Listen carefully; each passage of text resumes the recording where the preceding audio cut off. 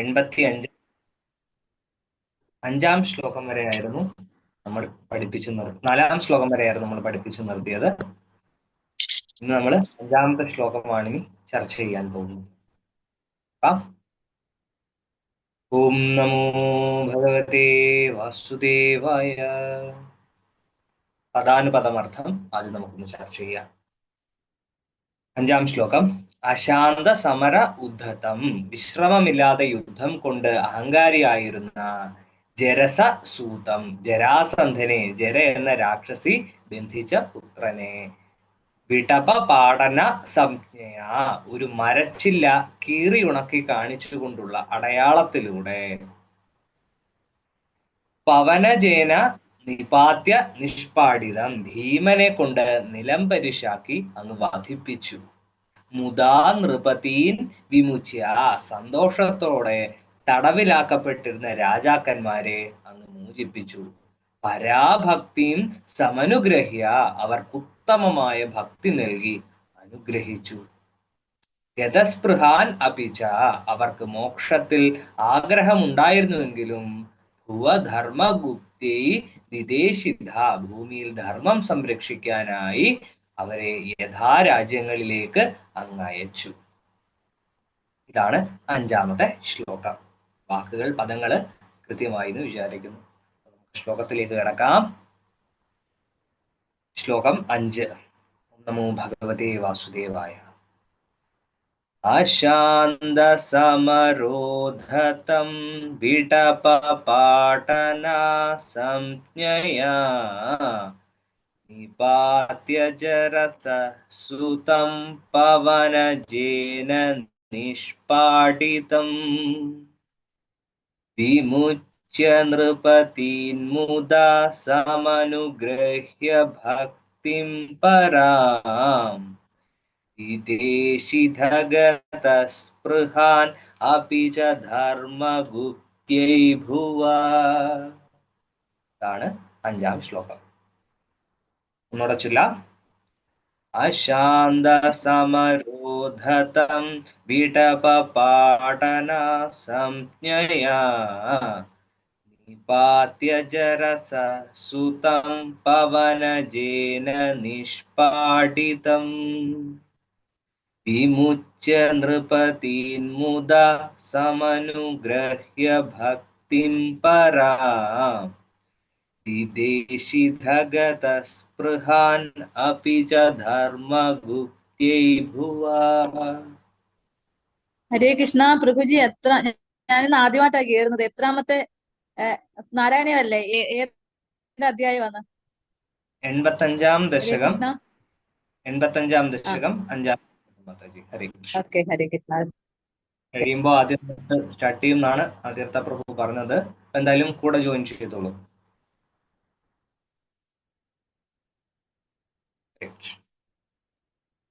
അപ്പോ നമുക്ക് അർത്ഥത്തിലേക്ക് കിടക്കാം.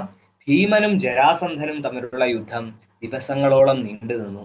ജരാസന്ധനെ എങ്ങനെ കൊല്ലണമെന്ന് ഭീമന് നിശ്ചയമില്ലായിരുന്നു. അപ്പോൾ ഭഗവാൻ കൃഷ്ണൻ ഒരു പുൽക്കൊടി അല്ലെങ്കിൽ ഒരു ഉണങ്ങിയ മരച്ചില്ല എടുത്ത് നടുവേ കീറി 2 വശത്തേക്കും എറിഞ്ഞു കാണിച്ചു കൊടുത്തു. ആ അടയാളം മനസ്സിലാക്കിയ ഭീമൻ ജരാസന്ധനെ നടുവേ കീറി വധിച്ചു. തുടർന്ന് തടവിലായിരുന്ന രാജാക്കന്മാരെ മോചിപ്പിച്ചു. ഭഗവാനോട് അവർ ഭക്തിയോടെ മോക്ഷത്തിനായി അപേക്ഷിച്ചുവെങ്കിൽ പോലും രാജ്യാധികാരം നൽകി അനുഗ്രഹിക്കുകയും അവർക്ക് യഥാരാജ്യങ്ങളിലേക്ക് അവരെ ഓരോരുത്തരെ പറഞ്ഞയക്കുകയും ഭഗവാൻ ചെയ്തു. അപ്പോ ഭഗവാൻ എന്ത് ചെയ്തു? ജരാസന്ധനെ എങ്ങനെ വധിക്കണം എന്ന് ഭീമന് പറഞ്ഞു കൊടുത്തു. അപ്പൊ നമ്മൾ തൊട്ട് മുമ്പിലത്തെ ക്ലാസ്സിൽ പറഞ്ഞിരുന്നു, ഭഗവാനും ജരാസന്ധനും തമ്മിൽ 17 തവണ യുദ്ധം നടന്നിട്ടുണ്ടെങ്കിൽ പോലും ഭഗവാൻ എല്ലാ അവസരങ്ങളിലും എന്ത് ചെയ്തു? രാജ്യം വിട്ട്, യുദ്ധം വിട്ട് ഓടിപ്പോയി. അങ്ങനെ ഭഗവാന് രൺഛോഡ് എന്നൊരു പേര് കിട്ടിയെന്നൊക്കെ നമ്മൾ തൊട്ട് മുമ്പിലത്തെ ക്ലാസ്സിൽ ചർച്ച ചെയ്തിരുന്നു. അപ്പം ജരാസന്ധൻ എന്ത് പ്രചരിപ്പിച്ചു? ഈ കൃഷ്ണനെ എന്നെ വലിയ ഭയമാണെന്ന് എന്ത് ചെയ്തു? എല്ലാരോടും പറഞ്ഞു പ്രചരിപ്പിച്ചു. പക്ഷേ ഭഗവാന് അങ്ങനെ ഈ കേവലം കേശിയെ ഒറ്റ പ്രഹരത്തിന് 100 യോജന അപ്പുറം പറഞ്ഞയച്ച ഭഗവാന് കേവലം ജരാസന്ധനെ ഭയക്കേണ്ട ആവശ്യമുണ്ടോ? ഇല്ല. മുഷ്ടികനെയും ചാണൂരനെയും വധിച്ച ഭഗവാന് ഉലയാർ പീഠത്തിനെ എടുത്ത് ചുഴറ്റി എറിഞ്ഞ ഭഗവാന് ജരാസന്ധനെ ഭയക്കേണ്ട ആവശ്യമുണ്ടോ? ഇല്ല. അപ്പം ഭഗവാന് എല്ലാവരുടെയും എല്ലാ തരത്തിലുള്ള രഹസ്യങ്ങളും അറിയാവുന്ന ആളാണ് ഭഗവാൻ. ഓരോ വ്യക്തിയെക്കുറിച്ചും ഉള്ള എല്ലാ രഹസ്യങ്ങളും ഭഗവാൻ സാക്ഷി ഗോപാലനായിരുന്നുകൊണ്ട് എല്ലാം മനസ്സിലാക്കുന്നുണ്ട്. അപ്പോ ആ ഭഗവാന് ജരാസന്ധനെ ഭയക്കേണ്ട ആവശ്യമില്ല. ജരാസന്ധനെ എപ്രകാരം വധിക്കാമെന്ന് ഭഗവാന് കൃത്യമായും അറിയാം. ഭഗവാന് ജരാസന്ധനെ ഭയമാണ്. അതുകൊണ്ട് ഭഗവാന് സ്വയം ചെയ്തില്ല, എന്ത് ചെയ്തു? ഭീമസേനന് ജരാസന്ധനെ എപ്രകാരം വധിക്കണം എന്ന് ഭഗവാൻ പറഞ്ഞു കൊടുത്തു. ഭീമൻ ഭഗവാന്റെ നിർദ്ദേശാനുസൃതം പ്രവർത്തിക്കുകയും ജരാസന്ധനെ നിഷ്പ്രയാസം വധിക്കുകയും ചെയ്തു. അതാണ് ഈ 5-ാമത്തെ ശ്ലോകത്തിൽ. ഓ മരുന്ന് ചൊല്ലി നോക്കിക്കോളൂ 5-ാമത്തെ ശ്ലോകം. ഹരേ കൃഷ്ണ. ചെല്ലട്ടോ പ്രഭു. ഹരേ കൃഷ്ണ. അശാന്ത സമരോദ്ധതം പിടവപാടന സംജയ നിപാത്യ ജരസസുതം പവനജേന നിഷ്പാടിതം വിമുച്യ നൃപതിന്മുത സമനുഗുഹ്യ ഭക്തിം പരാ നിദേശിത ഗതസ്പൃഹാനപി ച ധർമ്മഗുപ്തേ ഭുവാം. ഹരേ കൃഷ്ണ. ഹരേ കൃഷ്ണ. ഹരേ കൃഷ്ണ ഹരേ പ്രഭു. കൃഷ്ണ. ഓം നമോ ഭഗവതേ വാസുദേവായ. ആശാന്തസമരോദ്ധതം വിടപപാടന സഞ്ജയ നിപത്യാജരസാസൂതം പവനജേന നിഷ്പാടിതം വിമച്വാ നൃപതീന്മുധാ സമനുഗൃഹ്യ ഭക്ത്യാ പരം ദിദേശിതാ ഗതസ്പൃഹാനപി ച ധർമ്മഗുപ്തൈ ഭുവാഹ. ഹരേ കൃഷ്ണ പ്രഭു. ഉച്ചയോടൊന്ന് പ്രാക്ടീസ് ചെയ്യുന്നതാണ്. ഹരേ കൃഷ്ണ. ഹരേ കൃഷ്ണ. ഓം നമോ ഭഗവതേ വാസുദേവായ. അശാന്ത സമരോദ്ധതം വിടപപാടനാ സംശയ നിപാത്യ ജരസസുതം പവനജേന നിഷ്പാടിതം വിമുച്യ നൃപതീൻ മുദാ സമനുഗൃഹ്യ ഭക്തിം പരാം ദിദേശിത ഗതസ്പൃഹാൻ അഭി ച ധർമ്മഗുപ്തേ ഭുവാം. ഹരേ കൃഷ്ണ. നമുക്ക് 6-ാമത്തെ ശ്ലോകത്തിലേക്ക് കടക്കാം. ശ്രദ്ധിച്ചോളൂ. പദാനുപദം അർത്ഥം.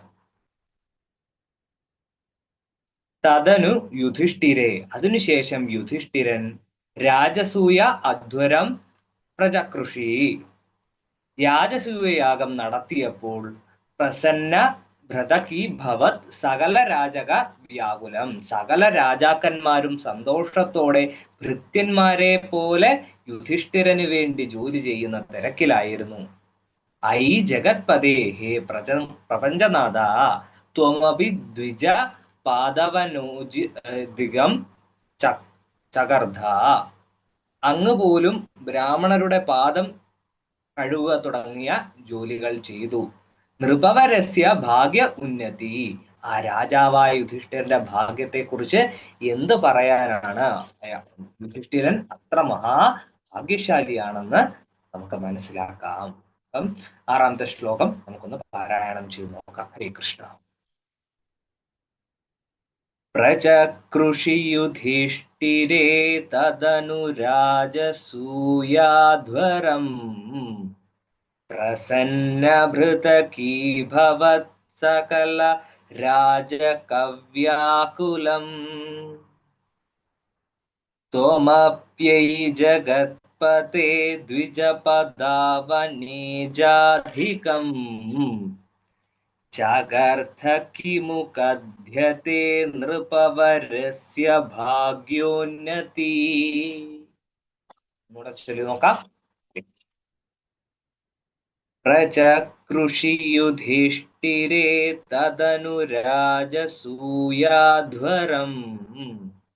പ്രസന്നഭൃതകീഭവത് സകല രാജകവ്യാകുലം ത്വമപ്യൈ ജഗത്പതേ ദ്വിജപദാവനേജാധികം ചകർധ കിമു കഥ്യത്തെ നൃപവരസ്യ ഭാഗ്യോന്നതി. ാണ് 6ാം ശ്ലോകം. അർത്ഥം നോക്കാം. യുധിഷ്ഠിരന്റെ രാജസൂയ യാഗം വലിയ ആഘോഷമായിരുന്നു.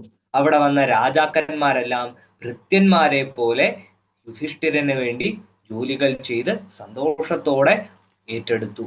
എന്നാൽ അത്ഭുതമെന്ന് പറയട്ടെ, സാക്ഷാൽ ജഗന്നാഥനായ കൃഷ്ണ ഭഗവാൻ ബ്രാഹ്മണരുടെ പാദം കഴുകുന്ന ജോലിയാണ് തെരഞ്ഞെടുത്ത്. ഗോബ്രാഹ്മണ ഹിതായ ജഗദ്ഹിതായ കൃഷ്ണ. കൃഷ്ണൻ എന്ത് ചെയ്തു? ബ്രാഹ്മണരുടെ പാദം കഴുകുന്ന ജോലി തെരഞ്ഞെടുത്തു. ലോകനാഥനായ ഭഗവാനെ കൊണ്ട് സേവ ചെയ്യിക്കാനുള്ള ഭാഗ്യം ലഭിച്ച യുധിഷ്ഠിരൻ എത്ര വലിയ പുണ്യവാനാണ് എന്ന് മേൽപ്പത്തൂർ ഇവിടെ 6ാമത്തെ ശ്ലോകത്തിൽ സൂചിപ്പിക്കുകയാണ്. അപ്പോ അതാണ് 6ാമത്തെ ശ്ലോകം. തുടർന്നിട്ടില്ല.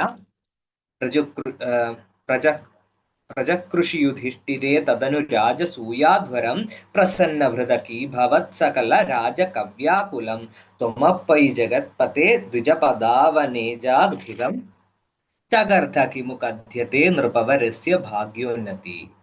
ഹരേ കൃഷ്ണ. 6ാമത്തെ ശ്ലോകം ഒന്ന് ചൊല്ലി നോക്കോളൂ മർദ്ദിക്കുമാരാണ്. പറയട്ടെ ഹരേ പ്രഭു. കൃഷ്ണ. ഹരേ കൃഷ്ണ. ജയ കൃഷ്ണ. ഹരേ കൃഷ്ണ. ഓ നമോ ഭഗവതേ വാസുദേവായ. പ്രജകൃഷി യുധിഷ്ഠിരേ തദനു രാജസൂയാധ്വരം പ്രസന്നഭൃതകീ ഭവൽ സകല രാജകവ്യാകുലം ത്വമപിയിൽ ജഗൽപദേ ദ്വിജദാവനേ ജാതികം ചകർത്തകിമുഖത്യതേ നൃപവരസ്യ ഭാഗ്യോന്നതി. ഹരേ കൃഷ്ണ പ്രഭു. ഹരേ കൃഷ്ണ. ഓം ഗുരുഭ്യോ നമഃ. പ്രജകൃഷി യുധിഷ്ഠിരേ തദനു രാജസൂയാധ്വരം പ്രസന്നകൃതകീ ഭവൽ സകല രാജകവ്യാകുലം ത്വമപ്യൈ ജഗൽപദേ ദ്വിജപദാവനേ ജാതികം ചകർത്തകിമുഖത്യതേ നൃപവരസ്യ ഭാഗ്യോന്നതി. ഹരേ കൃഷ്ണ. ഹരേ കൃഷ്ണ. ഹരേ കൃഷ്ണ. പ്രജകൃഷീദ്യുധിഷ്ഠിരേ തദനു രാജസൂയാധരം പ്രസന്നഹൃദകീ ഭവത് സകല രാജ്യ കവ്യാകുലം ത്വമപൈ ജഗത്പതേ നിജപാദവനേ ജാതികം ചകർത്ത കിമുഖത്തിതേ നൃപവരസ്യ ഭാഗ്യോന്നതി. ഹരേ കൃഷ്ണ. ഹരേ കൃഷ്ണ.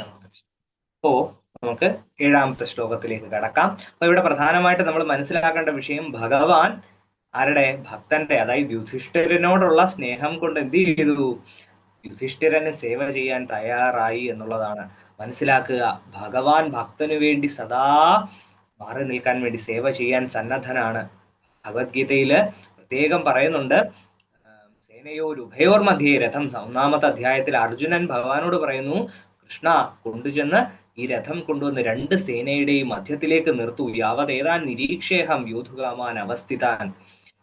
ആരൊക്കെയാണ് യോധുകാമാൻ യുദ്ധത്തിൽ ഉത്സാഹിതരായിട്ട് വന്നിരിക്കുന്നതെന്ന് ഞാനൊന്ന് കാണട്ടെ എന്ന് പറയുന്നു. ആ സമയം ഭഗവാൻ അന്നേരം അർജുനന്റെ ആ ഒരു 20ാമത്തെ ശ്ലോകത്തിൽ അർജുനൻ ശരമെടുത്ത് അമ്പും വില്ലും എടുത്ത് യുദ്ധം ചെയ്യാൻ തയ്യാറായി നിൽക്കുന്ന അർജുനനെയാണ് നമുക്ക് കാണാൻ കഴിയുന്നത്. 21ാമത്തെ ശ്ലോകത്തിലാണ് അർജുനൻ ഇത് പറയുന്നത്, കൃഷ്ണ ഞാനൊന്ന് കാണട്ടെ ആരാണ് ഈ യുദ്ധം ചെയ്യാൻ വന്നിരിക്കുന്നത്. അപ്പം ഈ ശ്ലോകത്തിൽ അർജുനൻ ഒരിക്കലും ഭഗവാനോട് പറയുന്നത് കൃഷ്ണ ഒന്ന് നിർത്തുമോ എന്ന് ചോദിക്കുകയല്ല, അല്ലെങ്കിൽ അപേക്ഷിക്കുകയോ ചോദിക്കുകയോ ചെയ്യുകയല്ല ചെയ്യുന്നത്. പകരം എന്താണ്? ആജ്ഞാപിക്കുകയാണ് ചെയ്യുന്നത്. കാരണം എന്താ? അർജുനന്റെ ഭാവം, ഞാൻ രഥിയാണ്, ഭഗവാൻ കൃഷ്ണൻ എന്റെ ഭഗവാൻ എന്നല്ല, കൃഷ്ണൻ എന്റെ സാരഥിയാണ്. അപ്പോ രഥിക്ക് എന്ത് ചെയ്യാം? സാരഥിയോട് ആജ്ഞാപിക്കാം. അതുവരെ അർജുനൻ എന്ത് ചെയ്തിട്ടില്ല? ഭഗവാന്റെ പിന്നീട് 2ാം അധ്യായത്തിലാണ് ശിഷ്യസ്തേഹം ഷാദിമാം ത്വാം പ്രപന്നമൊക്കെ പറയുന്നത്. അതുവരെ എന്ത് ചെയ്തിട്ടില്ല? ഭഗവാന്റെ ശരണാഗതിയിൽ വന്നിട്ടില്ല.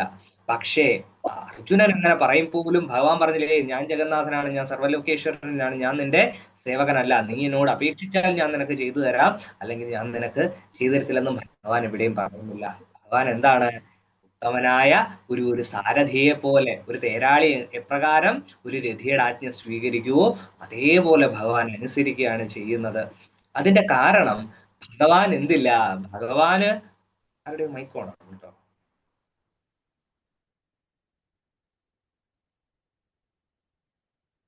ഭഗവാൻ എന്തില്ല, അങ്ങനത്തെ ചിന്തകളൊന്നുമില്ല. ഭഗവാനെ സംബന്ധിച്ച് അത്തരം ഞാൻ വലിയ ആളാണ്, അല്ലെങ്കിൽ ഞാൻ തെളിയിക്കണേ, ഭഗവാൻ വലിയ ആളാണ്, പക്ഷെ ഭഗവാനെ സംബന്ധിച്ച് അത് തെളിയിക്കേണ്ടതിന്റെ ആവശ്യമില്ല.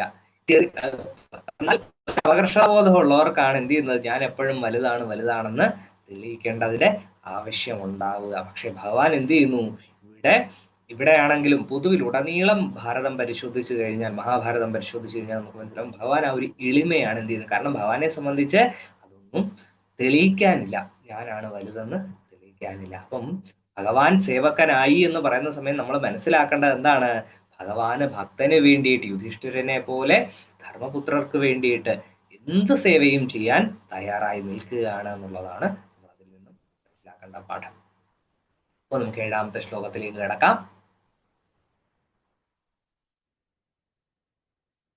പദാനുപദമർത്ഥം.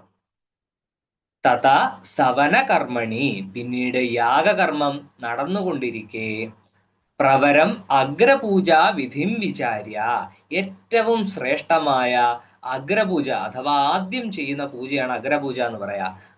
ആദ്യ പൂജ ആർക്ക് നൽകണം എന്ന് യുധിഷ്ഠിരൻ ആലോചിച്ചു.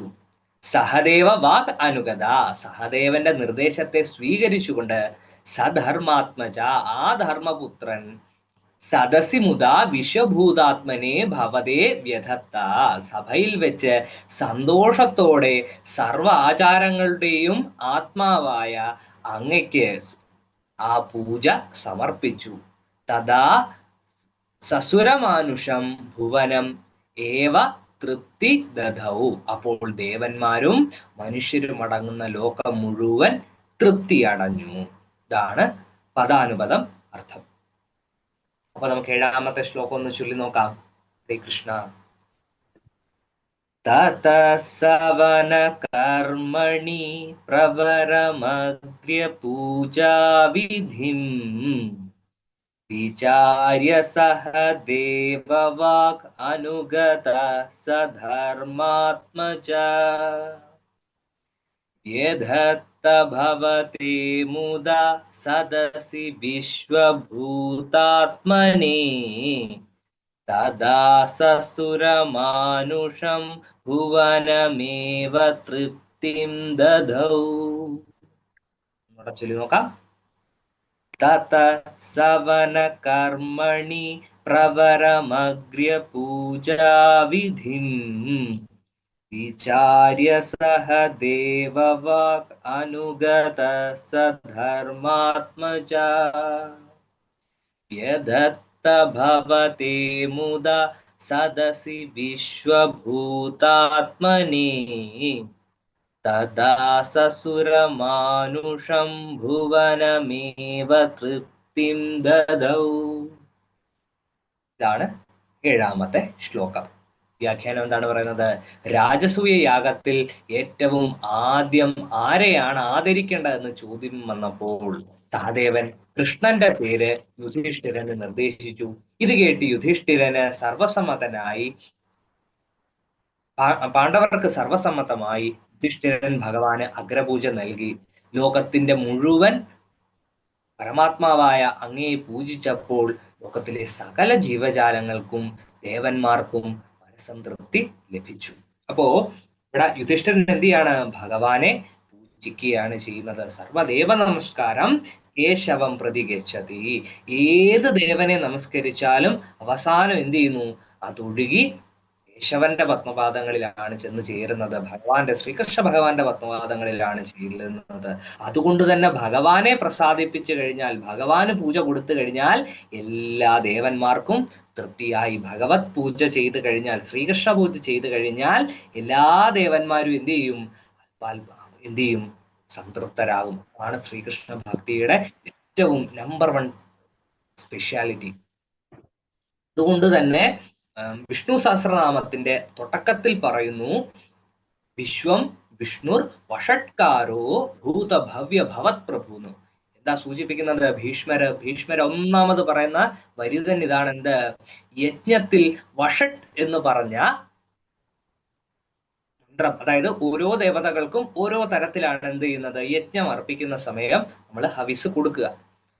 അപ്പോ നിങ്ങൾ യജ്ഞത്തിൽ കണ്ടിട്ടുണ്ടാവും, എന്ത് ചെയ്യുന്നു, യജ്ഞാചാര്യൻ അഥവാ ഹോതാവ് എന്ത് ചെയ്യുന്നു, ഓരോ ഹവിസുകളും സ്വാഹ സ്വാഹ സ്വാഹ എന്ന് പറഞ്ഞ് എന്ത് ചെയ്യുന്നു, അർപ്പിക്കുന്നു അഗ്നിയിലേക്ക്. കാരണം എന്തിനാ? അഗ്നിയിലേക്കാണ് കൊടുക്കുന്നത്. കാരണം വേദം ആരംഭിക്കുന്നത് അഗ്നിസ്തുതിയോടുകൂടിയാണ് ആരംഭിക്കുന്നത്. അപ്പം ഹോതാവ് എന്ത് ചെയ്യുന്നു, അല്ലെങ്കിൽ യജ്ഞാചാര്യൻ എന്ത് ചെയ്യുന്നു, ഹവിസ് അഗ്നിയിലേക്ക് അർപ്പിക്കുന്നു. എന്നാൽ ഭീഷ്മര് പറയുന്നു വിശ്വം വിഷ്ണുർ വഷട്കാരോ ഭൂതഭവ്യ ഭവത് പ്രഭു എന്ന്. അപ്പൊ എന്നിട്ട് അവസാനം, യജ്ഞത്തിന്റെ അവസാനം എന്ത് ചെയ്യുന്നു, സർവം വഷട് സമർപ്പയാമി എന്ന് പറയും. അതിന്റെ കാരണം എന്ത് പറഞ്ഞാൽ എല്ലാ യജ്ഞങ്ങളും ആർക്ക് വേണ്ടി ചെയ്യുന്നതാണ്? ശ്രീകൃഷ്ണ ഭഗവാന്, വിഷ്ണുവിന് വേണ്ടി ചെയ്യുന്നതാണെന്ന് ഭീഷ്മര് സൂചിപ്പിക്കുന്നു. അതായത് ഞാൻ നേരത്തെ പറഞ്ഞു, ഓരോ ദേവതകൾക്കും ഓരോ മന്ത്രങ്ങളുണ്ട്, ഓരോ ധ്വനികളുണ്ട്, അതായത് ബീജങ്ങളുണ്ട്. അപ്പം സ്വാഹ എന്ന ബീജത്തോടു കൂടി സൂചിപ്പിക്കുന്നത് അഗ്നിദേവനെയാണ്. അഗ്നിദേവന്റെ പ്രിയതമയാണ്, പത്നിയാണ് ആര്? സ്വാഹാദേവി.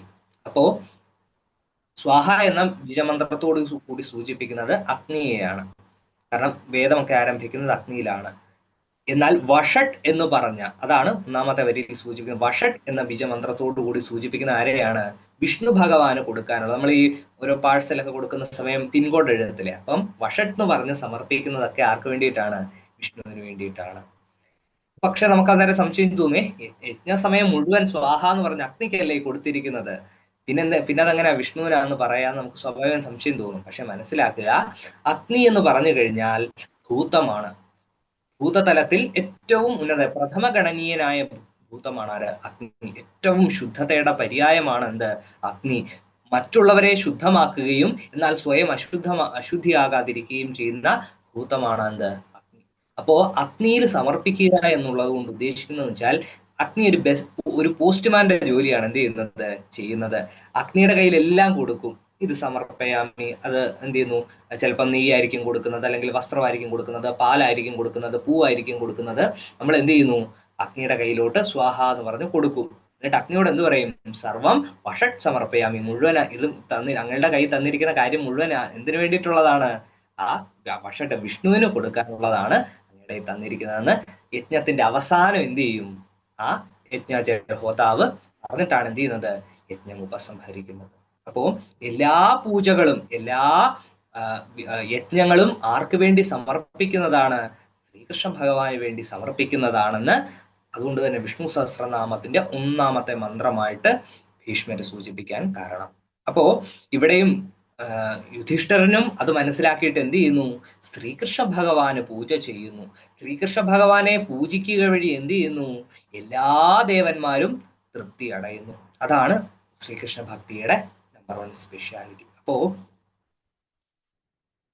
7ാമത്തെ ശ്ലോകത്തിലാണ് ഇതാണ് സൂചിപ്പിക്കുന്നത്. തതസ്സവന കർമ്മണി പ്രവരമഗ്ര്യ പൂജാവിധിം വിചാര്യ സഹദേവ വാക് അനുഗത സ ധർമാത്മജ വ്യധത്ത ഭവതേ മുദാ സദസി വിശ്വഭൂതാത്മനെ തഥാ സസുരമാനുഷം ഭുവനമേവ തൃപ്തിം. ചൊല്ലി നോക്കിയോളൂ മാതാജിമാര്. പറഞ്ഞ വിഷയത്തിൽ ഹരേ കൃഷ്ണ പ്രഭു. സവന കർമ്മണി പ്രവരം അഗ്രപൂജാവിധിം വിചാര്യ സഹദേവ വാഗാനുഗത ധർമാത്മജ വിദ്ദത് ഭവതേ മുദാ സദസി വിശ്വഭൂതാത്മനെ തഥാ സസുരമാനുഷം ഭുവനമേവ തൃപ്തിം ദദൗ. ഹരേ കൃഷ്ണ പ്രഭു. ഹരേ കൃഷ്ണ. തദസവന കർമ്മണി പ്രവരമഗ്രപൂജാവിധി വിചാര്യ സഹദേവാനുഗതാ സ ധർമാത്മജാ ദത്തേ ഭവതേ മുദാ സദസി വിശ്വഭൂതാത്മനെ തഥാ സസുരമാനുഷം ഭുവനമേവ തൃപ്തിം ദദൗ. ഹരേ കൃഷ്ണ. ഹരേ കൃഷ്ണ. ഹരേ കൃഷ്ണ. കൃഷ്ണ തദസ്സവന കർമ്മണി പ്രവരമഗ്രപൂജാവിധി विचार्य सगदेव अनुगतः स धर्मात्मजः व्यदत्त भवते मुदा सदति विश्वभूतात्मने तदा मानुषं भुवनमेव तृप्तिं दतौ. हरे जय कृष्ण कृष्ण। प्रभु कृष्ण गुरुभ्यो नमः नमो भगवते वासुदेवाय तदसवन कर्मणि प्रवरमग्रे पूजा विधि विचार्य सहदेवाग्नुगता स धर्मात्मजा विदत्त भवदमुधा सदसि विश्वभूतात्मने तदा तदा ससुरमानुषं भुवनमेव तृप्तिं ददौ. हरे कृष्ण प्रभु थैंक यू. ഓം നമോ ഭഗവതേ വാസുദേവായ. തദസവന കർമ്മണി പ്രവരമഗ്ര പൂജാവിധി വിചാര്യ സഹദേവ അനുഗതസ ധർമാത്മജ വിദത്ത ഭവതേ മുദാ ദസതി വിശ്വഭൂതാത്മനി തദാ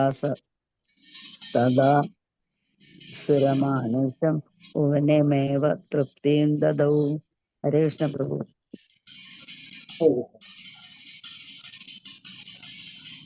हरे कृष्ण. ततस्त्वं नमो भगवते वासुदेवाय तदसवनकर्मणि प्रवरमग्रपूजाविधि विचार्य सगदेव वाहनुगतः स धर्मात्मजा विदत्त भवते मुदा सदसि विश्वभूताय तृप्तिं ददौ. हरे कृष्ण हरे कृष्ण.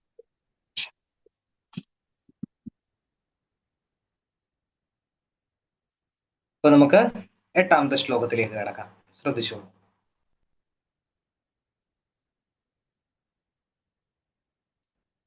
പദാനുപദമർത്ഥം. തത സപതി ചേതിപ, അപ്പോൾ ഉടനെ തന്നെ ചേതി രാജാവായ ശിശുപാലൻ മുനി നൃപേഷു തിഷ്ടത്സു, വലിയ മുനിമാരും രാജാക്കന്മാരും അവിടെ ഇരിക്കുമ്പോൾ ആഹോ ജഡാ കോ, കഷ്ടം, ഏത് മണ്ടനാണ്, പശുപ ദുർദുരുടം വട്ടും സഭാജയതി, ഇടയനായി നടന്ന ഈ ദുഷ്ടനായ ബാലനെ പൂജിക്കുന്നത്. ഇതി ത്വയിസ ദുർവചോ വിദിതിം ഉദ്വമൻ, എന്നിങ്ങനെ അങ്ങയെക്കുറിച്ച് ചീത്ത വാക്കുകൾ വർഷിച്ചുകൊണ്ടിരുന്നു. ആസനാത് ഉദാപതത്, ഉദായുധ, കയ്യിൽ ആയുധമായി എഴുന്നേറ്റു നിന്ന്, ആമും പാണ്ഡവ സമപതൻ, അവനെ നേരിടാൻ പാണ്ഡവരും എഴുന്നേറ്റ് നിന്നു. നമുക്ക് അർത്ഥത്തിലേക്ക് നമുക്ക് കടക്കാം. അപ്പോ 8ാമത്തെ ശ്ലോകം നമുക്കൊന്ന് പാരായണം ചെയ്തിട്ട് അർത്ഥത്തിലേക്ക് കടക്കാം. ശ്രദ്ധിച്ചോളൂ. തത സപതി ചേതിപോ മുനി നൃപേഷു തിഷ്ടസ്ത്വപോ.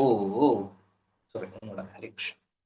തത സപതി ചേതിപോ മുനി നൃപേഷു തിഷ്ടത്സ്വഹോ, സഭാജയതി കോ ജഡ പശുപദുർദുഷ്ടം വട്ടു, ഇതി ത്വയി സുദുർവചോ വിദതി മുദ്വമന്നാസനാത്,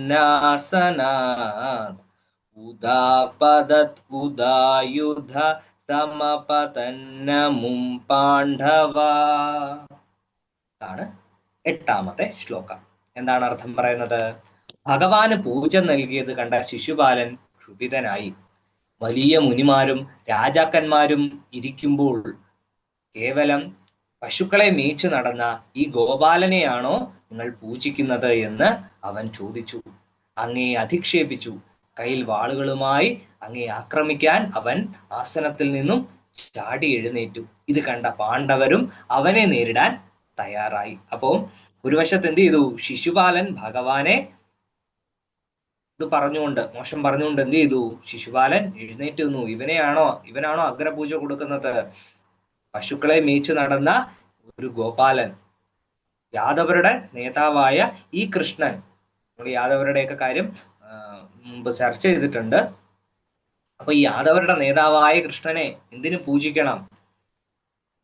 പകരം എന്ത് ചെയ്യണം? മറ്റാളുകളെയാണ് പൂജിക്കേണ്ടത്, കൃഷ്ണന് യാതൊരു പൂജയ്ക്കും അർഹതയില്ലെന്നും പറഞ്ഞ് ആയുധം എടുത്തുകൊണ്ട് ആരെണ്ണീച്ചു നിന്നു? ശിശുപാലൻ എണ്ണീച്ചു നിന്നു. അപ്പം ശിശുപാലൻ ആയുധം എടുത്തുകൊണ്ട് ഭഗവാനെ ആക്രമിക്കാൻ എണ്ണീച്ചു നിന്ന സമയം എതിർവശത്ത് എന്ത് ചെയ്തു? പാണ്ഡവര് ശിശുപാലനെ ആക്രമിക്കാനായി എണ്ണീച്ചു നിന്നു. അപ്പോ ഇതാണ് 8ാമത്തെ ശ്ലോകത്തിൽ പറയുന്നത്. അപ്പോ എന്തുകൊണ്ടാണ് ശിശുപാലന് ഭഗവാനോട് ഇത്ര അധികം ദേഷ്യം, എന്തുകൊണ്ടാണ് ഇത്രയും വലിയൊരു നീരസം ഉണ്ടാകാനുള്ള കാരണം? കാരണം ശിശുപാലൻ ജനിച്ച സമയം ശിശുപാലന് 4 കൈകളുണ്ടായിരുന്നു, 3 കണ്ണുണ്ടായിരുന്നു. അപ്പോ ഇങ്ങനെ വിശേഷപ്പെട്ട സ്വരൂപത്തോടു കൂടിയിട്ടാണ് ആര് ജനിച്ചത്? ശിശുപാലൻ ജനിച്ചത്. ശിശുപാലൻ ജനിച്ച സമയം തന്നെ ശിശുപാലന്റെ ഈ രൂപം കണ്ട് ശിശുപാലന്റെ മാതാവിന് അത്ഭുതം വരികയാണ്. ഇതെന്താ ഇങ്ങനത്തെ ഒരു അല്പം ഭയവും അത്ഭുതവും ഒക്കെ വന്നിട്ട് ഇങ്ങനെ നിൽക്കുകയായിരുന്നു. അപ്പം ശ്രീനാരദ മഹർഷി അവിടെ വരികയും പറയുകയും ചെയ്യുകയാണ്, ഇവൻ ആരുടെ കൈകൊണ്ട് മരിക്കുമോ ആ ആള് ഇവനെ തൊടുന്ന നിമിഷം, എടുക്കുന്ന നിമിഷം, കുഞ്ഞായി കിടക്കുന്ന ശിശുപാലനെ എടുക്കുന്ന സമയം എന്ത് ചെയ്യും? ഇവന്റെ 4 കൈകളും 2 സാധാരണ കുഞ്ഞുങ്ങളെ പോലെ 2 കൈകളായി മാറും, 3 കണ്ണ് 2 കണ്ണായി മാറും. അപ്പം അങ്ങനെ മനസ്സിലാക്കാം ആളുടെ കൈകൊണ്ടായിരിക്കും ഇവൻ വധിക്കപ്പെടുക എന്ന്. അങ്ങനെ ഭഗവാൻ വരികയും ഭഗവാൻ ശിശുപാലനെ എടുക്കുന്ന സമയം ശിശുപാലന്റെ 4 കൈകളിൽ 2 കൈകൾ അപ്രത്യക്ഷമാവുകയും 3 കണ്ണുകളിൽ 1 കണ്ണ് അപ്രത്യക്ഷമാവുകയും ചെയ്യുകയാണ്. പിന്നീട് വളർന്ന ശേഷം ശിശുപാലൻ അറിയുകയാണ്, വിഷ്ണുവിനെ പോലെ എനിക്ക് ജനിച്ച സമയം 4 കൈകൾ ഉണ്ടായിരുന്നു, മഹാദേവനെ പോലെ എനിക്ക് ജനിച്ച സമയം 3 കണ്ണുകൾ ഉണ്ടായിരുന്നു. പക്ഷെ ആ കൃഷ്ണൻ എന്നെ എടുത്തത് കൊണ്ട് എന്തു പറ്റി? എന്റെ ഈ കണ്ണുകളൊക്കെ നഷ്ടമായി പോയി. അങ്ങനെ മാത്രമല്ല, അമ്മയിൽ നിന്ന് അറിയുകയാണ് ഭഗവാനാലാണ് എന്ത് ചെയ്യുന്നത്? നീ മരണപ്പെടാൻ സാധ്യതയുള്ളൂ. അതുകൊണ്ട് കൃഷ്ണനെ കുറിച്ച് മോശം ഒന്നും പറയരുത്, കൃഷ്ണനോട് എപ്പോഴും നല്ലതാവണം എന്ന് എന്ത് ചെയ്യും?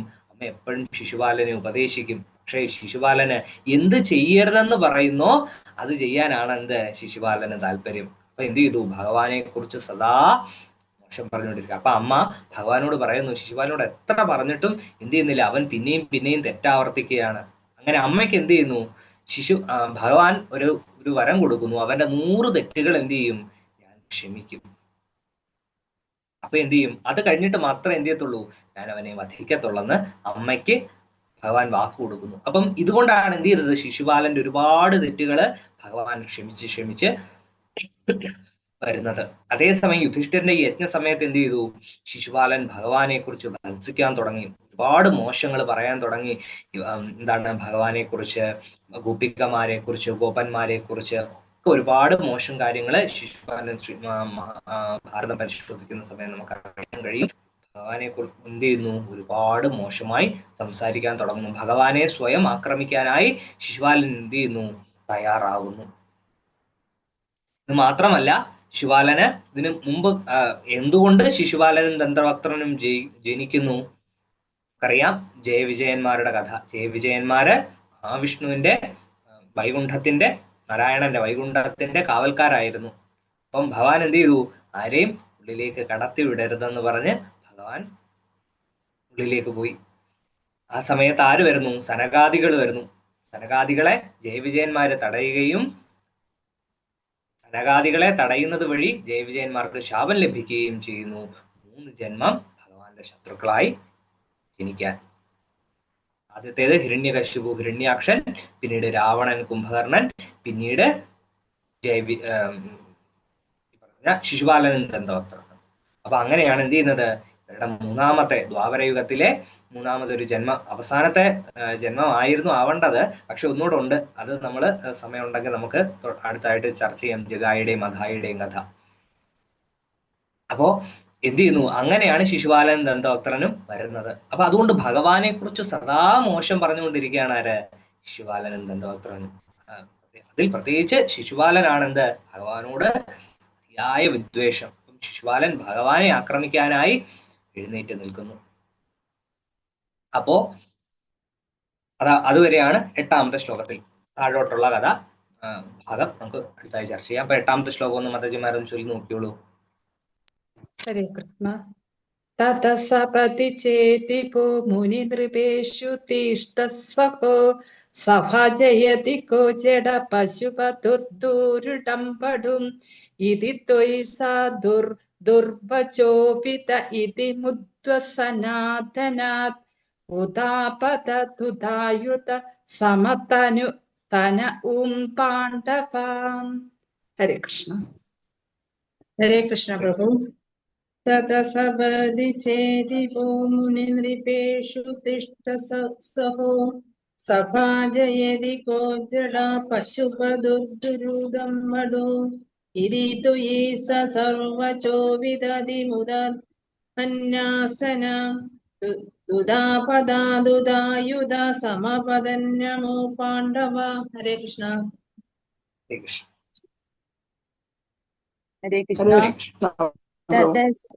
ततः नमो ഒരാൾ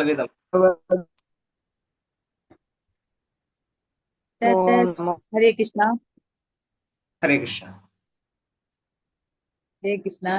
ततः सपदि चेदिपो मुनिनृपेषु तिष्ठसहो सभाजयति को जड पशुपदो दुरुडं वडुम् इति त्वयि सदुर्वचोवि इति मुद्दमन्नासनात् उथापददुधायुध समपदन्नमुं पाण्डवः। हरे कृष्ण। ओम नमो भगवते वासुदेवाय तदीपो मुनिन्द्रभेषसोः सभाजयति को जड पशुपदुर्दुरूढम् इति त्वयि सा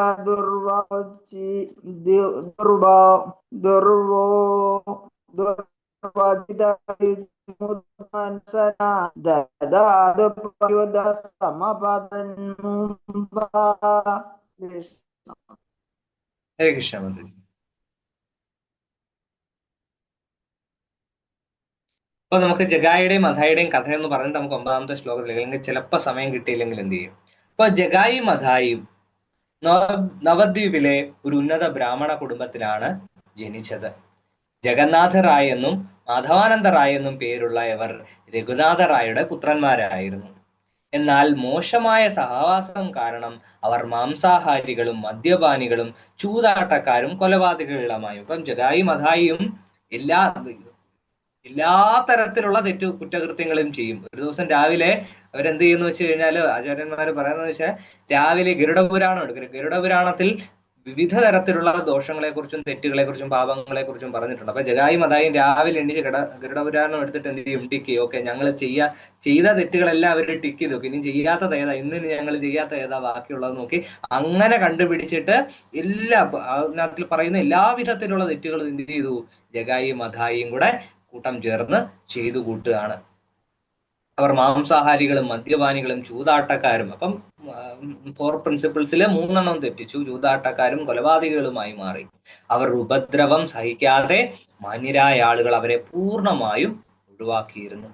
ശ്രീ ചൈതന്യ മഹാപ്രഭു സങ്കീർത്ത പ്രസ്ഥാനം ആരംഭിച്ചപ്പോൾ നഗരസങ്കീർത്തനം എല്ലാവരോടും ഭഗവാന്റെ തിരുനാമം ജപിക്കാൻ അഭ്യർത്ഥിക്കാൻ നിത്യാനന്ദ പ്രഭുവിനോടും ഹരിദാസ് ഠാക്കൂറിനോടും നിർദ്ദേശിച്ചു. രാമാചാര്യൻ ഹരിദാസ് ഠാക്കൂർ ജഗായിയെയും മഥായിയെയും അത്രമേൽ പാപികളായിരുന്നാൽ നിത്യാനന്ദ മഹാപ്രഭു കരുണയോടെ ചൈതന്യ മഹാപ്രഭുവിന്റെ കാരുണ്യം ലഭിക്കാൻ ഏറ്റവും അനുയോജ്യരായവർ ഇവരാണെന്ന് തീരുമാനിക്കുകയും ഇവരെ ചൈതന്യ മഹാപ്രഭുവിന്റെ പ്രചാരകരാക്കാൻ വേണ്ടി നിത്യാനന്ദ മഹാപ്രഭു തീരുമാനിക്കുകയും ചെയ്തു. അപ്പോ ഏറ്റവും ഭഗവാന് ചൈതന്യ മഹാപ്രഭുവിനെ പതീത പാവന്, അതായത് ഏറ്റവും താഴെയുള്ള ആളിനെ പോലും ഉയർത്താൻ കഴിവുള്ള ആളാണ് ആര്? ചൈതന്യ മഹാപ്രഭു. അപ്പോ ഇത് ലോകത്തിന് മുഴുവൻ കാണിച്ചു കൊടുക്കണം ചൈതന്യ മഹാപ്രഭു ആരാണ്, പതീത പാവനാണെന്ന്. അപ്പോ അതിനു വേണ്ടിയിട്ട് നിത്യാനന്ദ മഹാപ്രഭു എന്ത് ചെയ്തു, ഈ നാട്ടിൽ ഏറ്റവും മോശപ്പെട്ട ആളാരാണ്, അവനെ രക്ഷപ്പെടുത്തിയാല് ചൈതന്യ മഹാപ്രഭു പതീത പാവനാണെന്ന് ലോകം മുഴുവൻ മനസ്സിലാകുമല്ലോ. അപ്പൊ അങ്ങനെ നോക്കിയപ്പോ ആ നാട്ടിൽ ഏറ്റവും മോശപ്പെട്ട 2 ആളുകൾ ആരൊക്കെയാണ്? ഈ ജഗായി മതായി ആണ്. അപ്പൊ നിത്യാനന്ദ മഹാപ്രഭുവിന്റെ കാരുണ്യം എന്താണ്? ഇവരെ എന്ത് ചെയ്യാം? ചൈതന്യ മഹാപ്രഭുവിന്റെ കാരുണ്യത്തിന് പാത്രമാക്കാം. അപ്പോ ഒരു ഗുണം, 2 ഗുണം എന്തൊക്കെയാണ്? ഇവര് രണ്ടുപേരും 3 ഗുണമുണ്ട്. ഇവർ രണ്ടുപേരും നല്ലതാവും, ഇവരോടൊപ്പമുള്ള കൂടുള്ള ആളുകളും. ഇവർ രണ്ടുപേരും നല്ല നേതാക്കന്മാർ രണ്ടുപേരും നല്ലതായി കഴിഞ്ഞാൽ അണികളും എന്ത് ചെയ്യും? സ്വാഭാവികമായിട്ടും നല്ലതാവും. കൂടാതെ ലോകത്തിന് മുഴുവൻ എന്ത് ചെയ്യും? ജഗായിയുടെയും മധായിയുടെയും കഥ ഒരു പാഠമായി മാറും. അപ്പൊ നിത്യാനന്ദ മഹാപ്രഭു കാരുണ്യം കൊണ്ട് എന്ത് ചെയ്തു? ജഗായിയെയും മധായിയെയും ചൈതന്യ മഹാപ്രഭുവിന്റെ കാരുണ്യത്തിന് പാത്രമാക്കാനായിട്ട് എന്ത് ചെയ്തു? നാമജപത്തിലൂടെ നിത്യത്തിലേക്ക് കൊണ്ടുവരാൻ വേണ്ടിയിട്ട് ശ്രമിക്കാമെന്ന് നിത്യാനന്ദ മഹാപ്രഭു തീരുമാനിച്ചു. അപ്പോ എന്ത് ചെയ്തു? നിത്യാനന്ദ മഹാപ്രഭുവും ഹരിദാസ് ഠാക്കൂറും കൂടെ ജഗായിയുടെയും മധായിയെയും സമീപിച്ചു. അവർ ജഗായിയെയും മധായിയെയും സമീപിച്ച് കൃഷ്ണനാമം ജപിക്കാൻ ആവശ്യപ്പെട്ടു.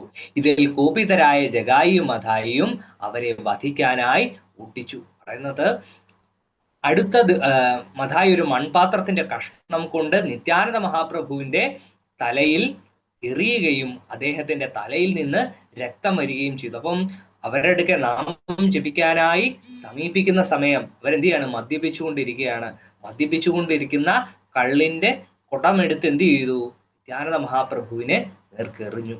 അത് മഹാപ്രഭുവിന്റെ ശിരസിൽ കൊല്ലുകയും അദ്ദേഹത്തിന്റെ ശിരസിൽ നിന്നും രക്തം ഉതിർന്നു വീഴുകയും ചെയ്തു. എന്നാൽ ജഗായിയുടെ പശ്ചാത്താപം കണ്ട് കരുണാമയനായ ഗൗരാംഗൻ അദ്ദേഹത്തെ കെട്ടിപ്പിടിച്ചു. ഭഗവാനെ നേരിട്ട് കാണുകയും അദ്ദേഹത്തിനെ ആലിംഗനം ചെയ്യുകയും ആ 2 സഹോദരന്മാർ പാപമുക്തരായി. അവർ ചൈതന്യ മഹാപ്രഭുവിൽ നിന്നും ഹരേ കൃഷ്ണ മഹാമന്ത്രം പ്രഭുവിന്റെ തലയിൽ നിന്നും രക്തം വന്നു. അത് ചൈതന്യ ചരിതാമൃതത്തിൽ വിശദമായി പറയുന്നത് എന്താണെന്ന് വെച്ച് കഴിഞ്ഞാൽ, അവിടേക്ക് എന്ത് ചെയ്യുന്നു? ചൈതന്യ മഹാപ്രഭു വരികയും സുദർശനം എടുക്കുകയും ചെയ്യുന്നു. സുദർശനം എടുക്കുന്ന സമയം നിത്യാനന്ദ മഹാപ്രഭു ചൈതന്യ മഹാപ്രഭുവിന്റെ പത്മപാദങ്ങളെ കെട്ടിപ്പിടിച്ചുകൊണ്ട് പറയുന്നു, അങ്ങ് എന്താണ്? അങ്ങ് ഇത് ചൈതന്യാവതാരമാണ്, ഇത് സന്യാസാവതാരമാണ്. അങ്ങ് ആയുധം എടുക്കാനല്ല വന്നത്. പ്രേമഭക്തിയിലൂടെ എല്ലാവരെയും തിരിച്ച് ബാക്ക് ടു ഗോഡ് ഹെഡ്, തിരിച്ചു ഗോലോക വൃന്ദാവനത്തിലേക്ക് കൊണ്ടുവരാനായിട്ട് വന്നതാണ്. അങ്ങ് ആയുധം എടുക്കരുതെന്ന് നിത്യാനന്ദ മഹാപ്രഭു അപേക്ഷിക്കുന്നു. ഇത് കാണുന്ന സമയത്താണ് എന്ത് ചെയ്യുന്നത്? ജഗായിക്കും മധായിക്കും തങ്ങൾ ചെയ്ത തെറ്റിനെ കുറിച്ച് അവർ കൃത്യമായും ബോധവാന്മാരാകുന്നത്. അവരെന്ത് ചെയ്യുന്നു?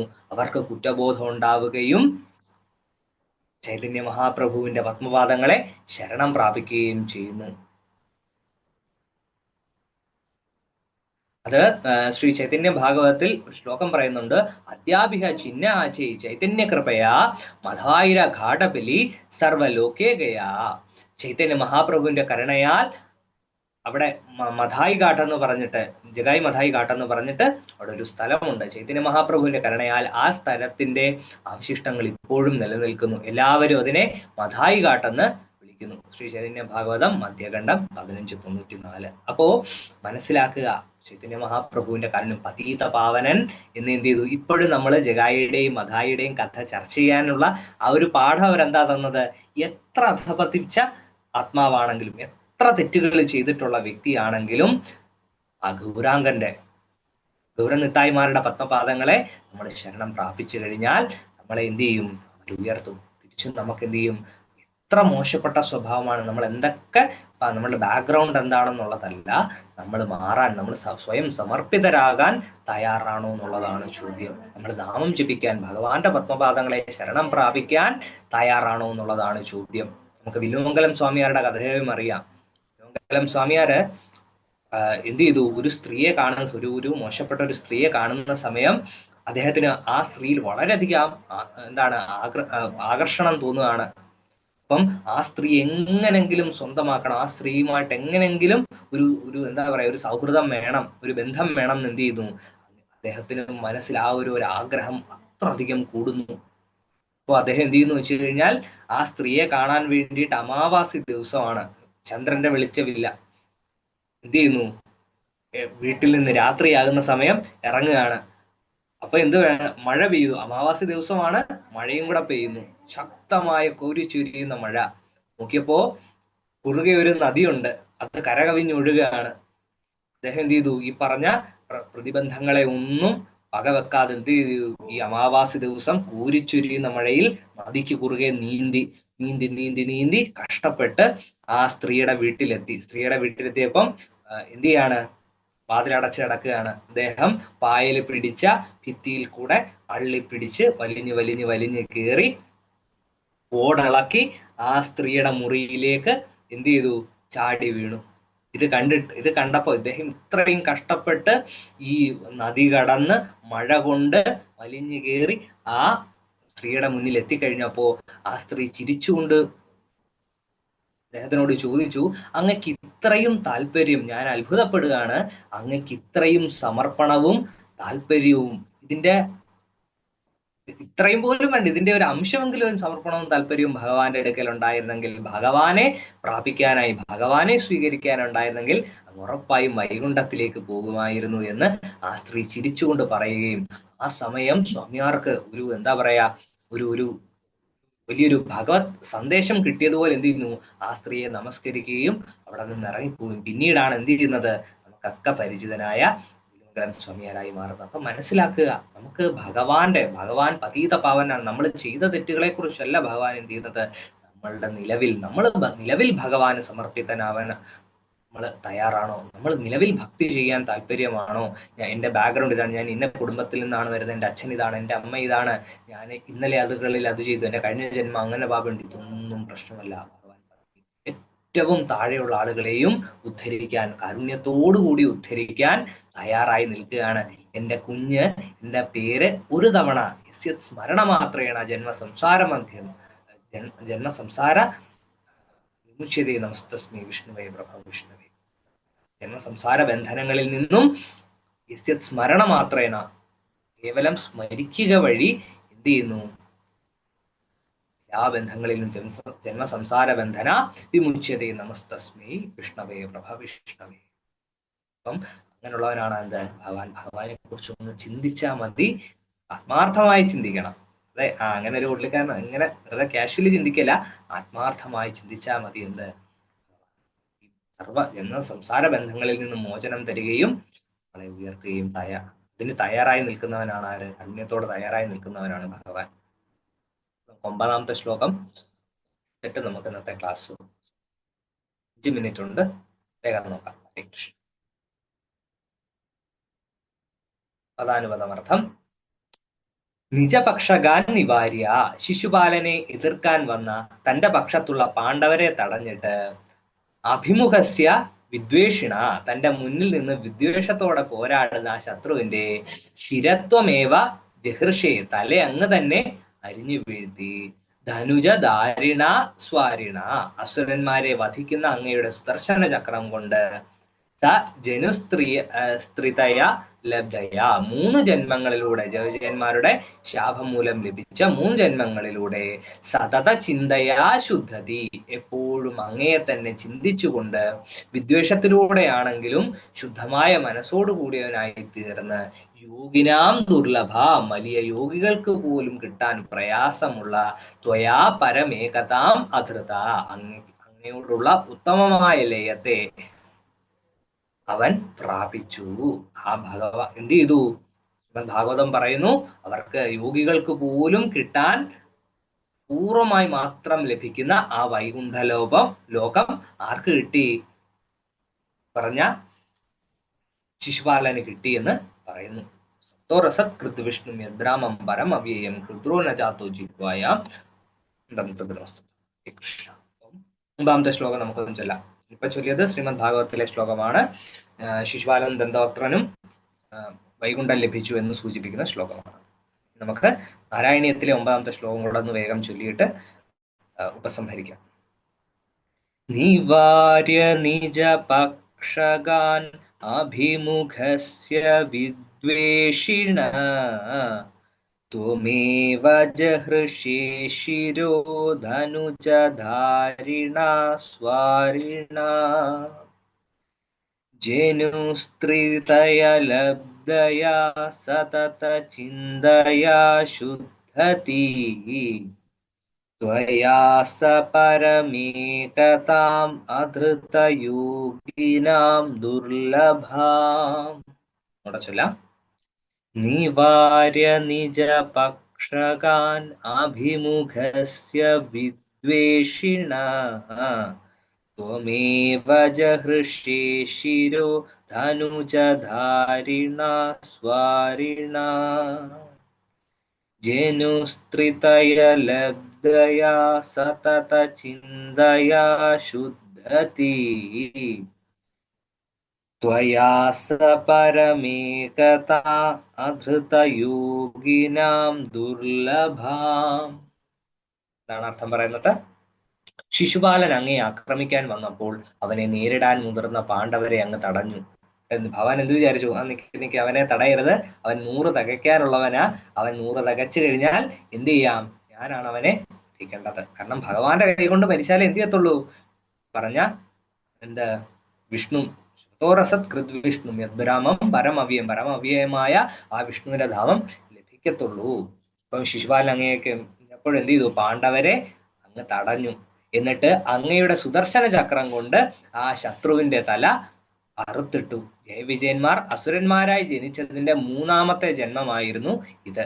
ഈ 3 ജന്മങ്ങളിലും ശത്രുതയോടെയാണെങ്കിലും അവർ എപ്പോഴും അങ്ങയെക്കുറിച്ച് തന്നെയാണ് ചിന്തിച്ചിരുന്നത്. ആ സംരംഭയോഗത്തിൽ അവന്റെ മനസ്സിലെ മാലിന്യങ്ങളെല്ലാം നീങ്ങി വലിയ യോഗികൾക്ക് പോലും ലഭിക്കാൻ പ്രയാസമുള്ള വൈകുണ്ഠലോകം ശിശുപാലന് ലഭിച്ചു. അപ്പം ഇതാണ് 9ാമത്തെ ശ്ലോകത്തിൽ സൂചിപ്പിക്കുമ്പോ സദാ ഹരിചിന്ത, സദാ ഭഗവാനെ കുറിച്ച് എന്ത് ചെയ്യുക? ചിന്തിച്ചു കൊണ്ടിരിക്കുക. ഭഗവാന്റെ ചിന്തയിലൂടെയാണ് നമുക്ക് എന്ത് ചെയ്യുന്നത്? നമുക്ക് ഭഗവത് പ്രാപ്തി ലഭിക്കുക. ഭഗവാൻ സദാ അങ്ങനെ ചിന്തിക്കുന്നവനെ സേവിക്കാൻ, അതായത് എപ്പോഴും ഹരിനാമം ഞാൻ 16 മാല 108 തവണ 16 മാല ജപിച്ചു, കംപ്ലീറ്റ് ചെയ്തു എന്ന് പറഞ്ഞ് മാറ്റിവെക്കില്ല. അത് തീർന്നു കഴിഞ്ഞാലും സദാ ഹരിചിന്ത, എപ്പോഴും ഭഗവാന് വേണ്ടിയിട്ട് ഭഗവാനെ കുറിച്ച് മാത്രം, ഭഗവാന്റെ പത്മപാദങ്ങളെ കുറിച്ച് മാത്രം ധ്യാനിച്ചുകൊണ്ട് പോകുമ്പോഴാണ് എന്ത് നമ്മുടെ ഭക്തി പൂർണ്ണം. ഹരേ കൃഷ്ണ. ശകൽപതരോഭ്യശ്ച വാസുദേവ ജപതി മാവും വിഷ്ണുപാദായ കൃഷ്ണപ്രേഷ്ഠായ ഭൂതലേ ശ്രീമതേ ഭക്തിവേദാന്ത സ്വാമിനീതി നാമിനെ നമസ്തേ സരസ്വതീ ദേവി ഗൗരവാണി പ്രചാരിണേ. ശ്രീകൃഷ്ണ ചൈതന്യ പ്രഭു നിത്യാനന്ദ ശ്രീ അദ്വൈത ഗദാധര ശ്രീവാസാദി ഭക്തവൃന്ദ. ഹരേ കൃഷ്ണ ഹരേ ഹരേ രാമ രാമ രാമ ഹരേ കൃഷ്ണ. അപ്പൊ നമുക്ക് ബാക്കി ഹരേ കൃഷ്ണ. എല്ലാവരും നാരായണീയത്തിൽ ലയിച്ചിരുന്നു മനസ്സിലാവുന്നുണ്ട്. നമ്മുടെ ആ ശരിക്കുള്ള 22 പേര് ആ ഭക്തജനങ്ങളെ കാണാൻ സാധിക്കുന്നുണ്ട്. ഹരേ കൃഷ്ണ. എന്തെങ്കിലും സംശയമുണ്ടോ? പ്രഭു, ജയവിജയന്മാരുടെ 2ാമത്തെ ജന്മം രാവണനും പിന്നെ ആരാ? കുംഭകർണൻ. പ്രഭുവിന്റെ മൈക്ക് ഓഫ്.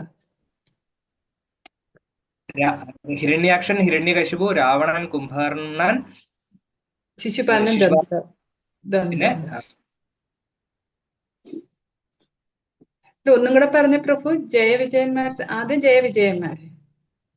ജയവിജയന്മാരായിരുന്നു വൈകുണ്ഠലോകത്ത്. ഭൗതിക ലോകത്തിലേക്ക്, നമ്മളുടെ മെറ്റീരിയൽ വേൾഡിലേക്ക് വരുമ്പോഴാണ് വിരജാ നദിക്ക് ഇപ്പുറമുള്ള അവരുടെ ജന്മങ്ങളാണ്.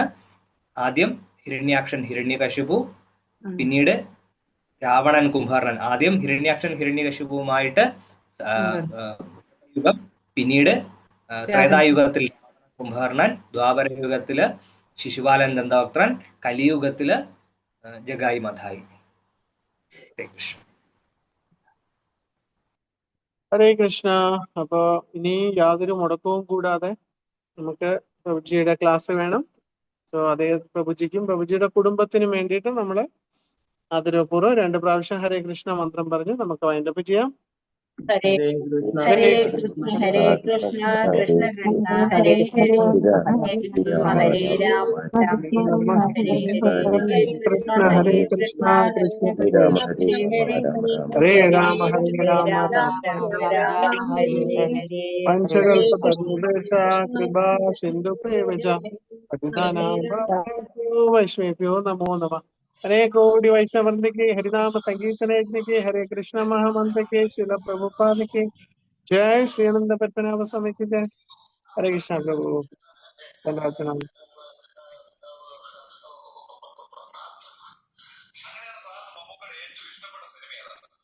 അദ്ദേഹത്തിന് ഏറ്റവും ഇഷ്ടപ്പെട്ട സിനിമ എന്ന് പറഞ്ഞാൽ 6